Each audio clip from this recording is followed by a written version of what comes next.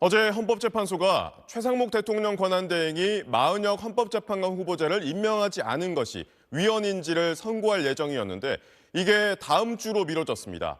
왜 당일에 연기됐고 앞으로 윤 대통령 탄핵 심판에는 어떤 영향을 미칠지 평광현 기자가 보도합니다. 어제 오후 2시로 예정돼 있었던 마은혁 헌법재판관 후보자 임명 보류에 대한 헌법재판소의 권한쟁의 심판 선고가 선고를 2시간 앞두고 연기됐습니다. 재판부가 선고를 연기하면서 일주일 뒤 변론을 재개한다고 밝힌 겁니다. 그러면서 국회 측과 최상목 대통령 권한대행 측에 추가 자료 제출을 요구했습니다.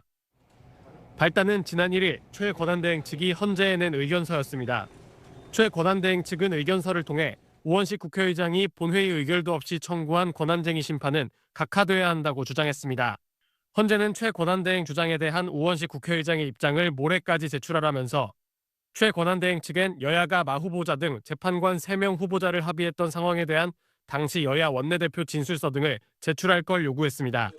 국회에서 함께 선출된 정계선, 조한창 재판관과 달리 마 후보자 선출에만 여야 합의가 없었다는 최 대행 측 주장을 선고 전에 충분히 들어보겠다는 겁니다.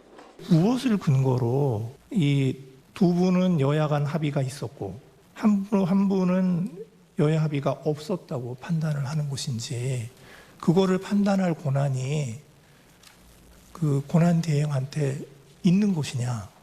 변론 재개 소식이 전해지자 윤 대통령 측은 헌재의 졸속 심리에 첫 제동이 걸렸다며 공정한 재판을 촉구한 반면 국회 측 대리인단은 그동안 헌재가 본회의 의결이 없었다는 이유로 국회가 청구인인 헌법재판을 각하한 적이 없다는 내용의 의견서를 이미 제출했다고 밝혔습니다. 윤 대통령 측 주장을 일부 수용한 헌재는 그러나 앞으로 나올 재판부 결정을 따르지 않을 경우 헌법과 법률을 어기는 거라고 강조했습니다.